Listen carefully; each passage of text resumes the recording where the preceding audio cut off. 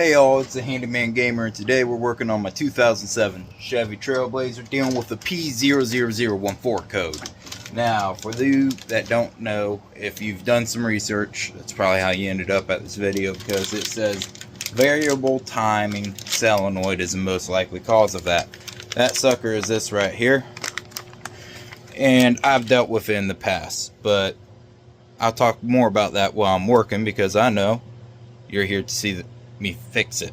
So let's jump into that. Alright, so the variable timing solenoid that I will be replacing, again, follow at your own risk. I'm an idiot. Prime example. Not liable for any damages you do to yourself or your vehicle. But the solenoid I'm replacing is right here. So I'm going to go ahead and even pop that off, which you just pull up the gray part here. And then there's a button you press in and that pops right off. I have done it before, and unfortunately this pump has to flop to the side to get it out. It looks like it's just two bolts, comes right out. It's not. With that said, everyone else says you have to take off this air box. You don't. What you gotta do, loosen your belt up. I always just pop it off of the pulley here, and there's going to be two screws that we actually have to reach through here. At least I believe there's two. There may be three.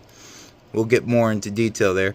But there's a couple screws here that I'm going to have to take out. In fact, you can see one of them right there. So I can flop this pulley to the side, remove this, and install the new one. Dirty oil tends to clog up these filters, and it'll throw the code. So last time I pulled it out and cleaned it, however, within 500 miles, it was already throwing the code again. And then I had some really dirty oil go through here. So I'm just going to go ahead and replace it this time. That way I don't have to hopefully worry about it in the future. So I'm going to start with pulling that belt off, and then I'll be back when I'm dealing with them. Alright, I got that belt off, and I just slopped it to the side. That way I don't have to rerun the whole thing. Just used a 3/8 drive. But now we're going to go ahead and get into the nitty gritty. And the bolt size, I called it a screw earlier, but it's a bolt. The bolt size is 13 millimeter, and you can see right there one of them. There is a second one. I'll put my finger in here as I turn it. It's the second one right there. I can't remember if there is a third one right there. So I have three I'm going to have to pull out to flop this to the side. So I'm going to go ahead and do that, flop it to the side, and then we'll get to the actual sensor part. I just wanted to show you my trick to getting these suckers out. So I go ahead and crank on them with my 13 until they're to the point they're fairly loose. And then let me go ahead and get this all lined up. Then I take my magnet here, put it in, and by loose I mean like I can easily spin it. And then I just pull it out, just like that. And the reason I do that, and just do this and pull it out, so I don't have to go fishing for it if I drop it. Just find it easier to do some preventative work there. Now the last one, I do the top one last, that way I can hold it, because it's obviously going to bind a little bit now that the other ones are out. So, and apologies ahead of time for my video quality. I'm just using my cell phone. This is me trying to start something up to see if it goes well, and then hopefully I can get a camera eventually here. So, thank you. Alright, and now we got the water pump flopped to the side. Didn't have to disconnect any hoses. Just those 3 bolts and drop it to the side. I can get to this 10 millimeter right here. And I personally use a little 3-inch extension to get to it. And then we can break it loose. There's only one in here. So after you get it broken loose, you can just pretty much take it out by hand.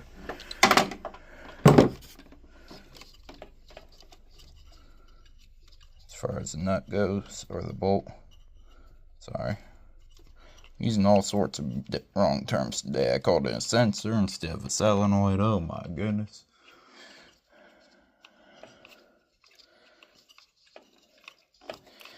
After we get this out, mine comes with a new one, but if yours doesn't, make sure to hold on to that. You gotta just barely wiggle this kind of back and forth, and eventually it'll pop out. There we go. And as you can see, little holes are filled with a lot of debris in the middle. But my top ones are still fairly clean.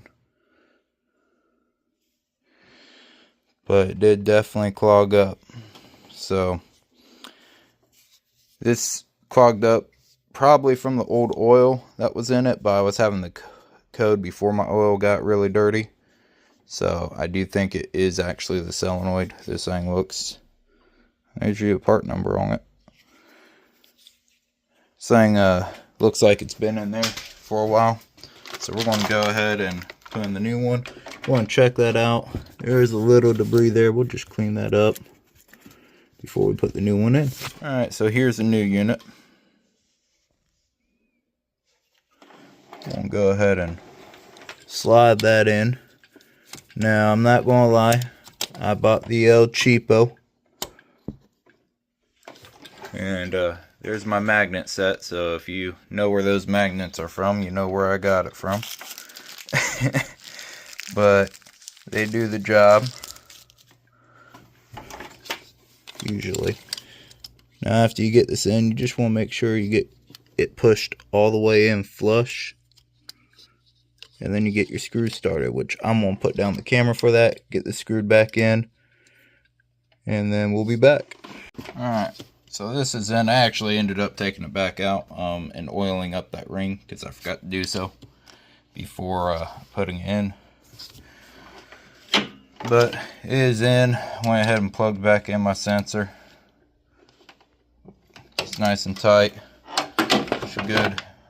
And decent tightness on that. I don't know what the actual torque is on it. Probably should look that up. But now this is the fun part, getting this sucker back in.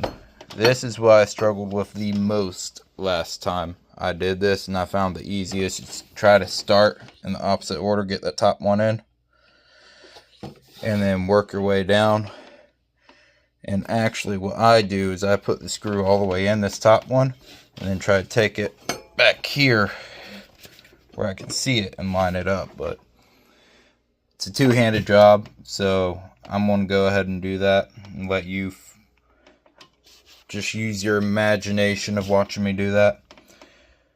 And then after that, we just put our belt back on and then start her up. Alright, so my OBD2 reader actually goes through my phone, so I can't show you the code easily. But we got this all lined back up. Everything looks good here. I'm going to go ahead and open up the garage door, start the car, and see how it sounds, see how it's running, and all that fun jazz. And then I get the fun job of working on my 4x4 actuator. So if you're interested in seeing that, make sure to check out my other videos. But let's go ahead and get started in here. Alright, so before when I started it, it would always rev up and die, rev up and die.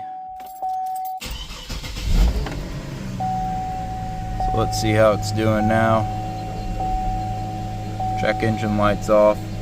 May run rough a little bit here while the computer reprograms to the settings now. Yeah, this is why I need the four-wheel drive actuator. See that? Won't switch at all. So